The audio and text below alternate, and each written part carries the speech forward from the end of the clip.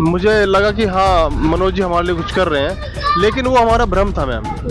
हमने औरों से बात की तो उन्होंने सभी ने बोला मनोज तिवारी झूठ बोलते हैं, वो काम नहीं करते, बेगा झूठ ही बोलते हैं। लेकिन मेरा जो विश्वास था वो तब टूट गया जब 12 मतलब 17-18 दिन के अंदर भी वो कुछ नहीं कर पाए। तो मेरा कहने का अर्थ यही है, वो सिर्फ हमें बहला रहे थे। हमें और हमारा इंसाफ मिलेगा नहीं, हम यहाँ से हिलेंगे नहीं, ना हम कहीं जाएंगे, हम यहीं बैठेंगे। ये सरकार चोर है। इतनी अंधी सरकार ना आज तक नहीं आई थी इस देश के अंदर। जो आदमी अच्छा काम करेगा या तो वो जेल के अंदर जाएगा। ये राम मंदिर नहीं बना, ये मोदी का अकाउंट खुला है। अकाउंट खुला है, बिल्कुल अकाउंट खुला, क्लियर बोल रही हूँ मैं। ये केंद्र सरकार का, ये जितने भी है ना सारे के सारे चोर केंद्र सरकार के अंदर है। ये सरकार इतनी अंधी हो गई, सरकार की नाक बचाई मेरे हस्बैंड ने, उसके बाद भी सरकार को दिखाई नहीं दे रहा। पुलिस को देख कर पहले लोग अपने आप को सुरक्षित महसूस करते थे, आज के टाइम में ना पुलिस को देख कर डर लगता है। क्योंकि पुलिस का यूं नहीं पता कौन सी पुलिस कब किस पे क्या चार्जेस लगाते, कहां से किसको अंदर कर दे। इस समय मैं रेड माइनर वकील हसन के घर के बाहर मौजूद हूँ। आपको शायद लगेगा कि मैं इसे घर क्यों बता रही हूँ। ये वही वकील हसन है जिनकी स्टोरी हमने आपको पहले भी दिखाई थी कि किस तरीके से अवैध निर्माण के नाम पर इनका घर रातों रात एमसीडी द्वारा तोड़ दिया गया था।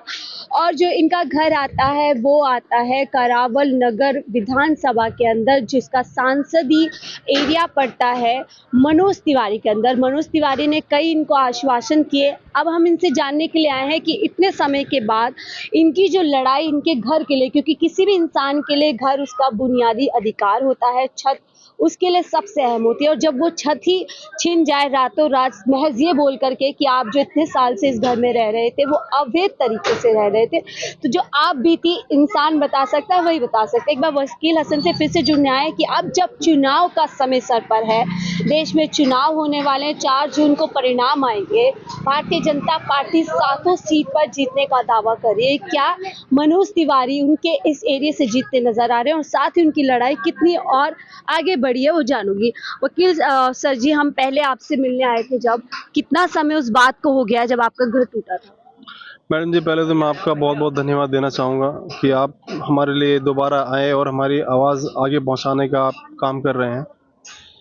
मैम, इस बात को ये मानिए 2 महीने करीब अब 28 तारीख को हो जाएंगे। 28 फरवरी को हमारा मकान तोड़ा गया था और 28 फरवरी से 17 तारीख को आचार संहिता लगी थी। इससे पहले मनोज तिवारी जी ने हमें इतने मतलब भरोसे से आश्वासन दिया। हमने उनके सामने बैठ के बात की और इतना आश्वासन उन्होंने दिया कि वकील हसन, आपके मकान के लिए हम बहुत कोशिश कर रहे हैं और जहाँ तक उम्मीद है तुम्हारा काम, अभी तक जैसा काम दिल्ली में नहीं हुआ है जो अब होने जा रहा है। हमारे पास उन पे भरोसा करने के सिवा कोई और चारा भी नहीं था। हम क्या कर सकते हैं, सभी कुछ उन लोगों के हाथ में है। तो मुझे लगा कि हाँ मनोज जी हमारे लिए कुछ कर रहे हैं, लेकिन वो हमारा भ्रम था मैम। हमने औरों से बात की तो उन्होंने सभी ने बोला मनोज तिवारी झूठ बोलते हैं, वो काम नहीं करते, बेगा झूठ ही बोलते हैं। लेकिन हमारा उन पर पूरा विश्वास था कि वे हमारा काम करेंगे, क्योंकि उन्होंने खुद मिल के हमसे ये बात की थी कि तुम्हारा मकान तुम्हें दिया जाएगा और जो तुम्हारा नुकसान है वो भी तुम्हारा पूरा किया जाएगा। लेकिन मेरा जो विश्वास था वो तब टूट गया जब 12 मतलब 17-18 दिन के अंदर भी वो कुछ नहीं कर पाए और वे सिर्फ उन्होंने हमें बहकाने का काम किया।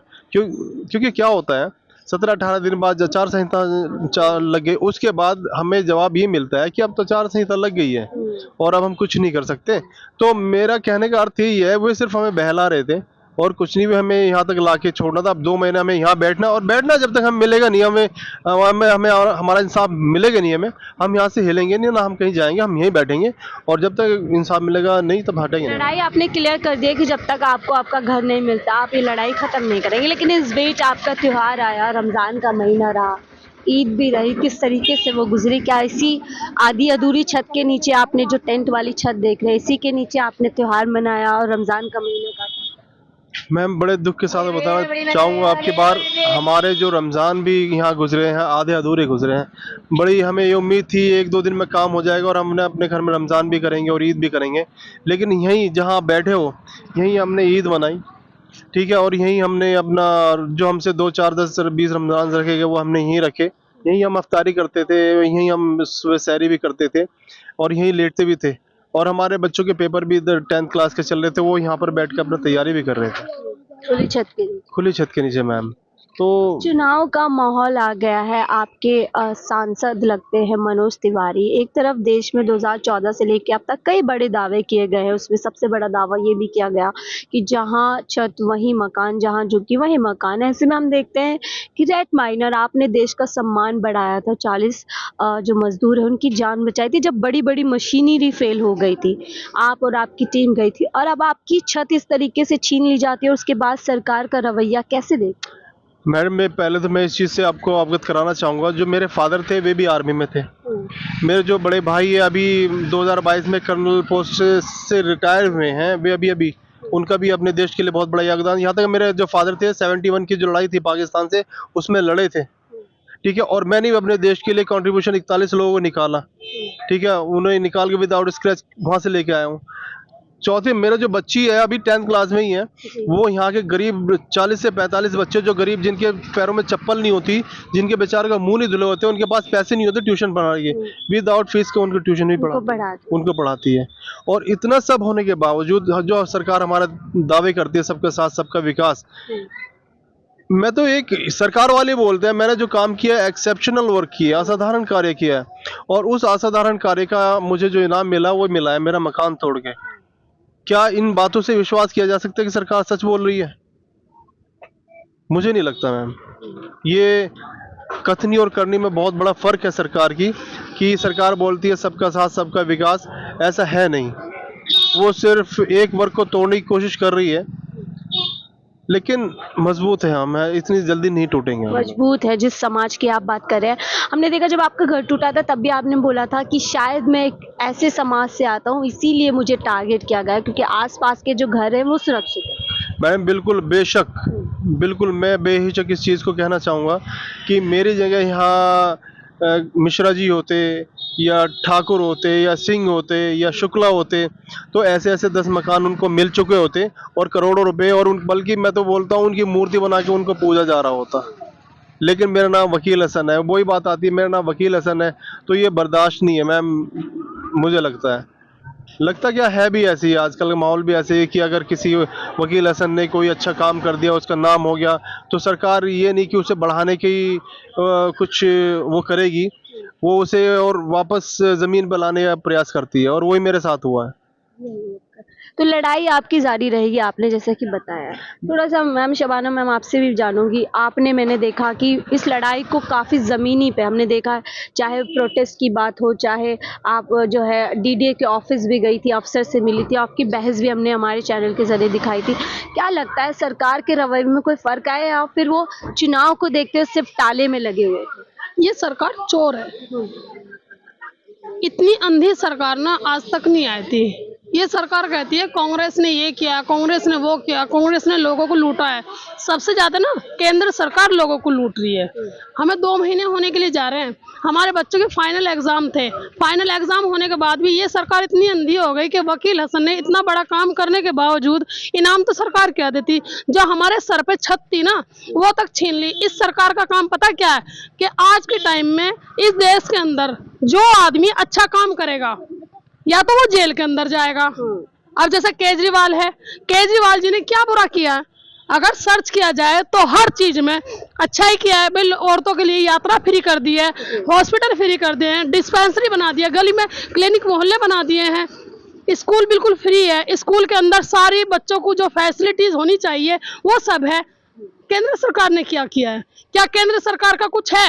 एक आयुष्मान कार्ड बना रखा है ना सबके लिए, 5 लाख रुपए का उसमें इलाज फ्री है। जब मुझे पता है, मेरे ब्रदर का बना हुआ है, मेरे फादर का बना हुआ है, मैं मोदीनगर से बिलोंग करती हूँ, यूपी से।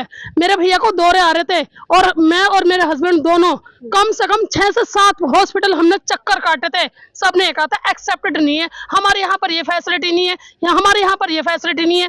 एक यही काम केंद्र सरकार ने किया है, आयुष्मान कार्ड बना के। उसके अलावा कोई काम सरकार का है?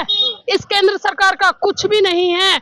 जो काम अच्छा करता है या तो वो जेल के अंदर जाएगा, जैसे केजरीवाल जेल के अंदर है क्योंकि वो पैसे वाला है, वो नेता है। उसको भ्रष्टाचार के आरोप लगाती है केंद्र सरकार, कह रही है हाँ। कार्यवाही हो रही है। मोदी जी कहते हैं कि गारंटी मोदी जी की इस समय देश के अंदर चल रही है और एक एक करके सारे भ्रष्टाचारी जेल में जाएंगे। सबसे बड़ा भ्रष्टाचारी मोदी जी खुद है। सबसे बड़ी भ्रष्टाचारी कौन है? केंद्र सरकार है। इससे बड़ा भ्रष्टाचारी कोई है देश के अंदर? नहीं है। पब्लिक का, हम सबका, हमारा तुम्हारा सबका पैसा लूट कर अपना पेट भर रही है। एक बात बताती हूँ, कहते ना बड़े बुजुर्गों की कहावत है, मैं शायद ज्यादा पढ़ा लिखा इस कहावत को ना समझा नहीं समझते भी हैं कि अति को जवाल है। जब कोई ज्यादा अति मचाता है ना तो अंत उसका भी होता है। अब लगता है इस सरकार का अंत आ चुका है। और वो मनोज तिवारी है ना, उसे वो जो गाना गाता है उस पर वो गाना सूट होता है। रिंका के पापा तुमसे ना हो पाएगा। कहीं ना कहीं तो मनोज तिवारी जी तुम मेरी बात सुनोगे ही, ऐसी तो बात नहीं तुम तक मेरी आवाज पहुंचेगी तो आई, पर वाकई तुम रिंका के पापा हो, तुमसे कुछ नहीं हो पाएगा।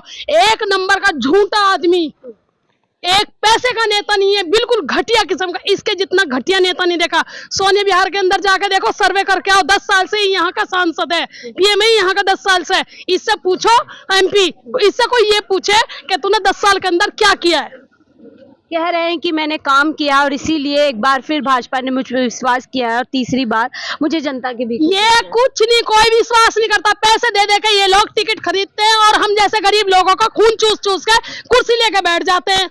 अगर सही मायने में कोई मुझ जैसा आदमी हो ना और ये मुझ जैसा आदमी के घर पे आ जाए वोट मांगने के लिए, भाई साहब वो हसर करूंगी ना, ये भूल जाएगा, अपना मुंह भी नहीं देख पाएगा शीशे में। इतनी घटिया सरकार ना मैंने आज तक नहीं देखी थी। हम बचपन से अंग्रेजों के बारे में सुन रहे थे, हिटलर के बारे में सुन रहे थे कि अंग्रेजों ने राज किया। अरे वो तो हमने देखा नहीं, मगर इसे देख के तो हमें ऐसा लग रहा है कि इससे बुरा राज किसने किया होगा, इससे बुरा हाल किसने किया होगा लोगों का। आज हम लोग कमा रहे हैं, कमा के अपनी मनमर्जी से खा भी नहीं सकते, अपनी मनमर्जी से कुछ कर नहीं सकते। जो इंसान आज के टाइम में सैक्रिफाइस करेगा, अपनी जान पे खेल के लोगों की जान बचा रहा है, सरकार इतनी अंधी हो गई, इतनी आंख फूट गई कि उस आदमी के सर से छती छीन ली। 2 महीने उस आदमी को घर से बाहर बैठे। अगर हमारे पास भी पैसा होता ना तो ये सरकार हमें भी जेल में डाल देती। योगी ने, मोदी ने एक ही एजेंडा ले रखा है, जो कोई काम सही करेगा या तो उसका एनकाउंटर कर दो या उसके घर पे बुलडोजर चला दो। अगर हमें मिल जाए ना, जितनी पावर ही नहीं मिल रही है। और ये लोग क्या कहते हैं, हिंदू मुस्लिम, राम मंदिर बना दिया। राम मंदिर में कौन जा रहा है पूजा करने वहां? क्या कोई यहाँ का लोग, यहाँ के आदमी कोई पूजा करने जा पाएंगे? राम मंदिर का उद्घाटन हुआ है, क्या गरीब लोग वहां दिखे? नहीं दिखा होगा। सारे वहां पैसे वाले लोग, क्योंकि डोनेशन होगा वहां पर। ये राम मंदिर नहीं बना, ये मोदी का अकाउंट खुला है। अकाउंट खुला है, बिल्कुल अकाउंट खुला, क्लियर बोल रही हूँ मैं। ये केंद्र सरकार का, ये जितने भी है ना सारे के सारे चोर केंद्र सरकार के अंदर है। और अगर हो सके ना बस की हो तो करो मुझे भी बंद, मुझे कोई फर्क नहीं पड़ता, क्योंकि मेरे पास खोने के लिए कुछ नहीं है। 2 महीने होने को जा रहे हैं, मेरा छोटा सा बच्चा है, वो रोड पे बिरान फिरता है, लड़की जवान है, कभी रिश्तेदारों के यहाँ जाती है, कभी पड़ोसी के यहाँ जाती है। हम टॉयलेट बाथरूम के लिए अड़ोस पड़ोस में जा रहे हैं। ये सरकार इतनी अंधी हो गई, सरकार की नाक बचाई मेरे हस्बैंड ने, उसके बाद भी सरकार को दिखाई नहीं दे रहा। बिल्कुल वाजिब सवाल कर रही है। देश का नाम बचाया था, मान बचाया था, जिस टाइम बड़ी बड़ी मशीनरी देश विदेशों से लाई गई थी कि किसी तरीके से जो टनल में लोग फंसे उससे बचाया जाए। आपका जो गुस्सा जायज़ है सबाना जी, लेकिन अब जब यहाँ पर एक आम आदमी आप हैं जिस आपके हस्बैंड ने जान बचाई है, सरकार यहाँ 10 साल का जवाब देने के बजाय 2047 के सपने लोगों को दिखा रही है कि हमारे पास ऐसी ऐसी योजनाएं हैं कि लोग देखकर दंग रह जाए। अभी तो सरकार सपने देख रही है, वो हमें क्या सपने दिखा रही है? अभी सरकार सपने देख रही है 400 पार। अब की बार फिर मोदी सरकार, अब की बार ना इस मोदी सरकार का नहीं, बिल्कुल ऐसी तड़ी पार होंगे ये लोग, ऐसे तड़ी पार होंगे। अब की बार इसका बिल्कुल पत्ता साफ है, मैं बता रही हूँ, क्योंकि इन लोगों ने इतनी अति मचा दी है ना। ये सोच रहे हैं केजरीवाल को अंदर डाल दिया, जो आदमी काम अच्छा करेगा या तो उसे अंदर जेल में डाल दो या फिर उसका घर ध्वस्त कर दो, उसे घर से बाहर बिठा दो। ज्यादा दिन अति नहीं चलती। लोगों को धर्म के नाम पे इसने भटका रखा है, राम और मुसलमान, राम और मुसलमान। इतने लोग पागल नहीं है, हर कॉलोनी में हिंदू भी है और मुस्लिम भी है। क्या पहले से हिंदू मुस्लिम नहीं रहते? भाई पहले भी तो धर्म था ना। पहले बोलते हैं कि दबके रहते थे, खतरा मुसलमानों को, सॉरी हिंदुओं को। अब जो है मजबूत हुआ है सनातन धर्म भी और हिंदू। कोई मजबूत नहीं है, कोई भी मजबूत नहीं है। अगर तुम इधर किसी गरीब आदमी के घर में बिठा कर रोटी खिलाओ ना, मैं देख तुमने कहीं भी मोदी को या ये बड़े बड़े नेता हैं, जितने भी केंद्र सरकार से नेता हैं, किसी गरीब के घर में खाना खाते हुए देखे? या किसी को कुछ भी नहीं, अरे सुन लो, रोटी की छोड़ दो, ये कुछ भी नहीं है, सिर्फ अपना भरना भरी है। ये जो कहते हैं ना हिंदू खतरे में है, मुझे एक बात बताइए, हिंदू खतरे में कहां से है? नहीं, हिंदू की सरकार, हिंदू की पुलिस, हिंदू का कानून, हिंदू का जज, हिंदू का प्रधानमंत्री, मुसलमान का क्या है? कुछ है मुसलमान का? कुछ भी नहीं है। सही मायने में तो मुस्लिम खतरे में है। और मुस्लिम, अब ये मैं यहाँ इस कॉलोनी में रह रही हूँ, मेरे से ज्यादा हिंदू हैं। मैं रात को ही सोती हूँ, मेरा कहीं घर तो नहीं है सोने के लिए। भाई मुझे खतरा क्यों नहीं है, जिसमें कि मेरे तो कोई वो भी नहीं है, कोई मजबूता ही नहीं है। आपको लगता है ये हिंदू मुसलमान के नाम पे असल में सीट खतरे में है? प्रधानमंत्री मोदी जी सीट खतरे में नहीं, हिंदुस्तान खतरे में, देश खतरे में है। सीट तो खतरे में ही है। जहाँ सीट खतरे, जहाँ ऐसे ऐसे नेता होंगे ना, वहाँ कोई भी सुरक्षित नहीं है। पुलिस को देखकर पहले लोग अपने आप को सुरक्षित महसूस करते थे, आज के टाइम में ना पुलिस को देखकर डर लगता है। क्योंकि पुलिस का यूं नहीं पता कौन सी पुलिस कब किस पे क्या चार्जेस लगा दे, कहां से किसको अंदर कर दे। मेरा घर जिस टाइम तोड़ा था ना, डीडीए वालों ने बाद में हाथ लगाया था, पहले पुलिस वालों ने मेरे बच्चों के साथ में बहुत बुरा बिहेव किया था। और बता रही हूँ, मेरा मकान तो सरकार को देना पड़ेगा। सरकार सोचती हो इलेक्शन में, आपकी बार इलेक्शन है और मनोज तिवारी या कोई सा भी केंद्र सरकार से इस कॉलोनी के अंदर घुस के तो दिखा दियो। मनोज तिवारी जी के लिए प्रचार करने आएंगे मोदी जी? अरे मोदी जी तो यहाँ, मोदी के तो छोड़ो तुम, मोदी इनका तो कुत्ता भी नहीं आ सकता इस कॉलोनी के अंदर। मैं गारंटी दे रही हूँ इस चीज की, क्योंकि उनका मुंह ही नहीं है। किस मुंह से आएंगे वो लोग यहाँ? कुछ किया है? चलो सोने बिहार का सर्वे करवाती हूँ मैं, हालत देखो, कीचड़ है, लोग कपड़े उठा के जाते हैं उस कॉलोनी में, ऐसे उठा के, इतना कीचड़। 10 साल में उससे पूछना तुम मनोज तिवारी से कोई सवाल करने वाला हो कि तूने एक कितना सा सीमेंट भी गिरवाया क्या उस कॉलोनी के अंदर? हमारा मकान टूट गया, हम बुला रहे हैं उसे, हमें 5 बजे का टाइम दिया उसने कि शाम को 5 बजे आ रहा हूं मैं। उसे हमारे पास आने का टाइम, उसका सेक्रेटरी हमसे क्या बोलता है, पीए तिवारी जी अभी किसी मीटिंग में बिजी हैं, वो आज नहीं आ सकते, कल आएंगे। अब ऐसा तो है नहीं कि पता नहीं लगता, शाम को हमें पता लग रहा है मनोज तिवारी जी सोनिया विहार में सिलेंडर और कंबल बांट रहे थे, क्योंकि सिलेंडर देखे ही तो उनसे वोट लेनी है। ऐसे वोट नहीं मिलती, जनता कब तक अंधी रहेगी? एक न एक दिन जनता समझ जाएगी, क्योंकि जनता भूखी मर रही है ना। मुस्लिम को, अरे चलो मुस्लिम तो है ही खतरनाक, इनका कहना मुस्लिम गोश्त खाता है और भैंसों को काटता है, कटड़ों को काटता है। ये लोग क्या कसर कर रहे हैं?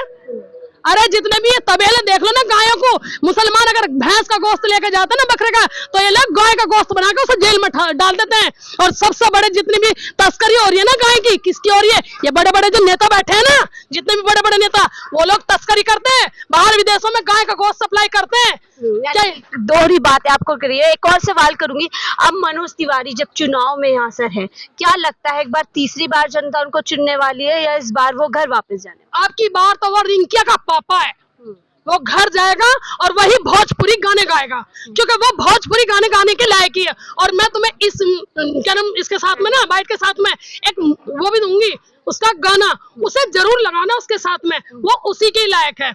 रिंकिया का पापा कुछ नहीं कर पाएगा, ये तो पैसे देकर सीट खरीदते हैं, ये लोग टिकट खरीदते हैं पैसे देकर, ये लोग करने वाले कुछ नहीं है। और सरकार तो भूखी है, ये केंद्र सरकार भूखी है। लो मेरे पास पैसा हो, करोड़ों रुपए, 8 करोड़ 10 करोड़, मैं खरीद लूंगी टिकट, मुझे भी मिल जाएगी सीट।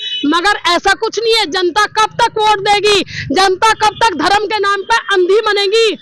नहीं बन सकती। एक समय होता है, अंग्रेजों का समय आया था, उन्हें लताड़ा तो कुत्ते की तरह, आज तक वो अब वो टूरिस्ट बन के आते हैं यहाँ पर, अंग्रेज घूमने के लिए। अब भाजपा का आप कह रहे हो, वही भाजपा का समय है लताड़ने का। ये जो विदेश वालों से मिलते हैं ना, अमेरिका में इधर उधर, ये क्यों मिल रहा है मोदी? क्योंकि ये अपनी जगह बना रहा है, इसे पता है कि इसका भागने का समय शुरू हो चुका है, ये नहीं आएगा अब की बार। आखिरी सवाल लूंगी, लड़ाई किस तरीके से आगे बढ़ेगी? भाई लड़ाई तो इस तरीके से आगे बढ़ेगी, मकान तो मेरा सरकार को हर हाल में देना होगा, या तो सरकार प्यार से दे दे, और अगर प्यार से नहीं देती है ना, जो भी मुझसे बन पड़ेगा मैं करूंगी। वो सोचती हो हम ऐसे उठ जाएंगे महीने में 2 महीने 1 साल 2 साल 10 साल, क्योंकि मेरा खुद का मकान था, खरीदा हुआ था, किसी की काबिज प्रॉपर्टी नहीं थी, मेरी अपनी पर्सनल प्रॉपर्टी थी। ये सरकार को देनी पड़ेगी, चाहे जितनी भी लंबी लड़ाई हो। ऐसे नहीं, या तो प्यार से मान जाए सरकार, और प्यार से नहीं मानेंगे ना, हर जगह इसकी ऐसी होश की ऐसी जलीलत करूंगी मैं, इस सरकार की इतनी बेइज्जती करूंगी, जो मुझसे बन पड़ेगा ना वो बेइज्जती मैं इसकी करूंगी। और रही केजरीवाल की, केजरीवाल ने सब कुछ किया है। आम आदमी ने, जो भी दिल्ली के अंदर है ना, दिल्ली के अंदर, पंजाब के अंदर जो अभी आंदोलन हुआ था, ये आम आदमी की सपोर्ट में जो लोग खड़े हुए थे, क्यों खड़े हुए थे? भाजपा के सपोर्ट में क्यों लोग नहीं खड़े थे? क्योंकि आम आदमी ने काम किया है, जगह जगह फ्री स्कूल। हम लोगों की हिम्मत है, हम लोगों की औकात है। मोदी जी कहते हैं मुफ्त की रेवड़ी बांटते हैं, ये पता है क्या, वो कहते हैं ना लोमड़ी वाला काम, अंगूर खट्टे वाला काम है, और कुछ भी नहीं है। मतलब जिस खुद तो देता नहीं है, वो रेवड़ी जो बांटता है, अगर अभी वो सिर्फ रेवड़ी बांटता है अपने मित्रों में।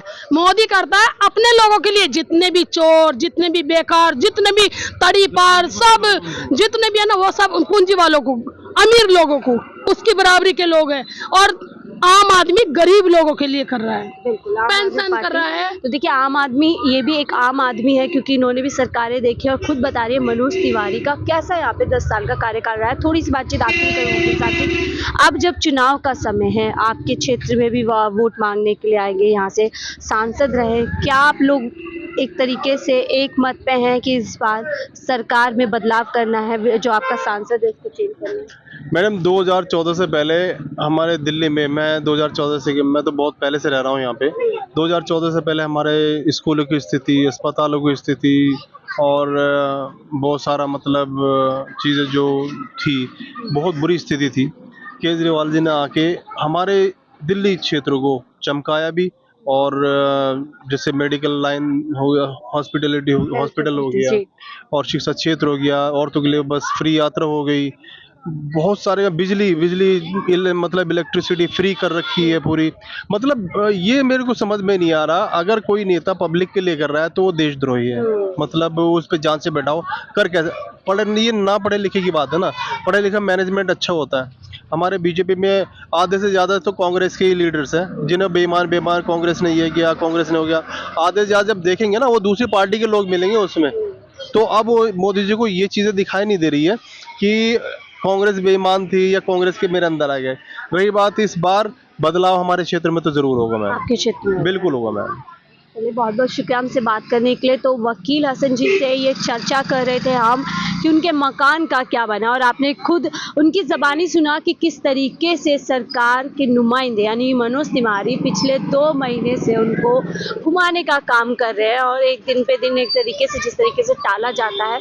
चुनाव सर पर आ गए तो बोल दिया गया कि आचार संहिता, लेकिन सवाल ये उठता है कि जब इतने समय आपके पास था तो तब आपने क्या क्या कुछ कह रहे थे? मैं एक बात और कहना चाहूँगा, जैसे हम किसी और क्षेत्र में जाते हैं ना, वहाँ के लोग खुद बोलते हैं कि तुम्हारे यहाँ के स्टेट के जो सीएम है सबसे बेस्ट सीएम है। जैसे हमारा काम सिविल लाइन, जिस काम से मैंने किया है उत्तरकाशी में, जिस काम की बदौलत हमारा इतना नाम हुआ है, तो हमें अलग अलग जैसे राजस्थान, पटना, बिहार वगैरह बहुत क्षेत्रों में जाना पड़ता है। यहाँ तक कि मुंबई में भी हम गए हैं काम करने के लिए। हर जगह ये बोला जाता है, देखिए ये हम नहीं बोलते, वहाँ के लोग बोलते तुम लोग बड़े खुशनसीब हो, तुम्हारा जो सीएम है केजरीवाल है। हमारे यहाँ के तो सिर्फ हिंदू और मुसलमान में उलझे रहते हैं, करके कुछ नहीं देते हैं। आपके यहाँ पढ़ाई भी फ्री है, स्कूल आपके वर्ल्ड लेवल मतलब एकदम वर्ल्ड क्लास स्कूल है। आपके यहाँ लाइट फ्री है, वो रो रहे हैं, लाइट की वजह से रो रहे हैं। आपके यहाँ हॉस्पिटल्स में इतनी व्यवस्था है कि लोग और राज्यों को आगे आपके यहाँ वो कर रहे हैं, इलाज करवा रहे हैं। आपके यहाँ औरतों की बसों की यात्रा फ्री है। साफ सफाई आपकी, हाँ साफ सफाई में मैं कह सकता हूँ, साफ सफाई में हमारे केजरीवाल जी चूक कर रहे हैं। लेकिन उसमें जैसे कि अभी उनको हाल फिलहाल में एमसीडी मिली है, जिसको लेकर के लगातार एक राजनीति अलग चलती है कि एलजी उनको काम करने नहीं दे रहे, तो उसकी भी एक लंबी लड़ाई नगर निगम को लेकर के भी चल रही है। लेकिन फिलहाल जब मैं बात कर रही थी यहाँ पे, आप जो हसन जी से बात करी थी और उनकी वाइफ ने, उन्होंने खुद अपनी ज़बानी बताया कि किस तरीके से सांसद मनोज तिवारी उनको लगातार भटकाने का काम कर रहे हैं और जो वायदे उनसे किए गए थे कि उनका मकान, और माफ़ी भी बाकायदा मांगी थी कि गलती से मकान टूट गया, उनकी इन तमाम वादों और आश्वासन के बावजूद अभी भी ये परिवार आप देख सकते हैं बिना छत के यहाँ पर तमाम मौसम में अपनी ज़िंदगी गुजारने के लिए तैयार है। और अभी जब गर्मी का मौसम, इतनी ज़्यादा तपिश यहाँ पर हो जाएगी तो आप सब खुद अंदाज़ा लगा सकते हैं कि जो एसी के कमरे में बैठे लोग होते हैं वो गर्मी से परेशान हो जाएंगे। तो आप अंदाज़ा लगा सकते हैं कितनी मुश्किल ज़िंदगी इनके लिए आगे आने वाले दिनों में हो सकती है। फिलहाल आप इस पूरी रिपोर्ट को लेकर के क्या सोचते हैं, अपनी राय ज़रूर बता दीजिएगा। फिलहाल मुझे दीजिए इजाज़त, मैं शाहीन खान, 4 PM दिल्ली के।